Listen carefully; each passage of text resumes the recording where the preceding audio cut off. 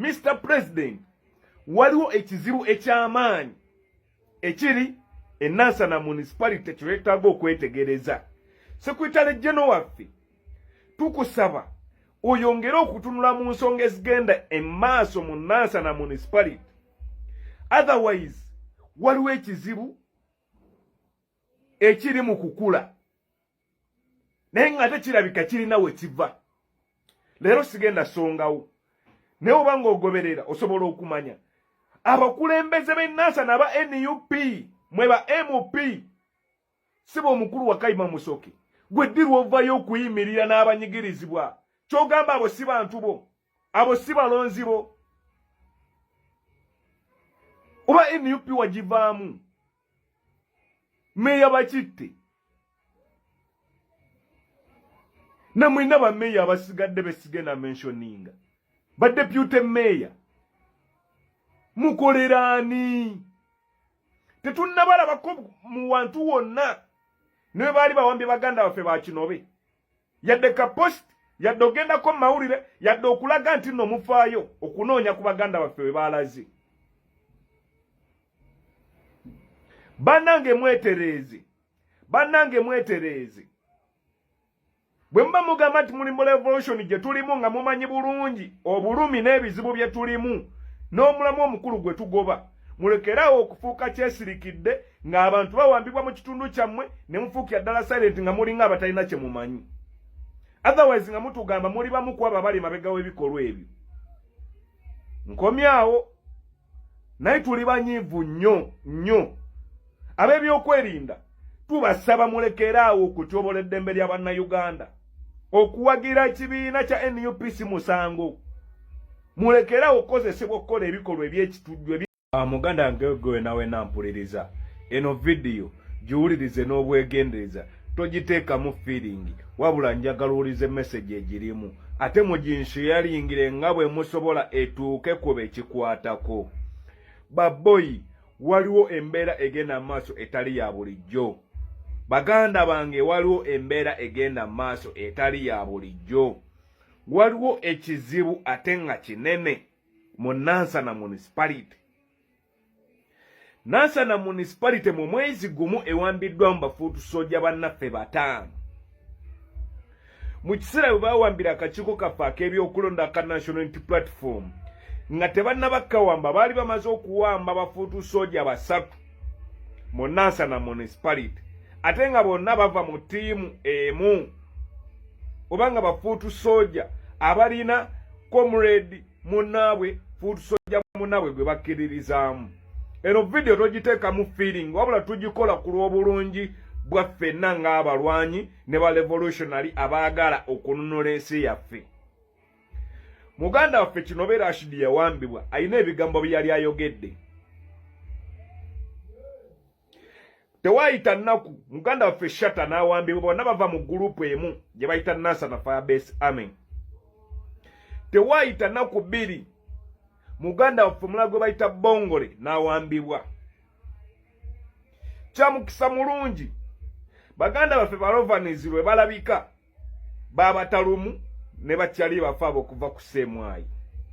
Tewayise yadde akaseera ne baddamu ne bawamba muganda waffe omulala gwe bayita Bernard ng'ava mu ttiimu y'emu.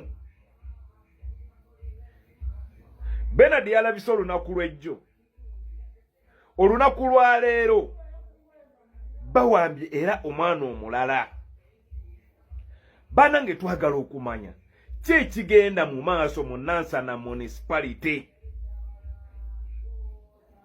Njagala tuteekewo nnyo amaaso mutunulye n'ensonga zino ze ngenda okwogerako. Wakati ng'abantu bano bonna bawambiddwa, Nansana municipality erina omubaka wa parliament wa National Unity Platform, erina meya wa National Unity Platform ne bameya ba divisions ez'endala eziri mu Nansana municipality.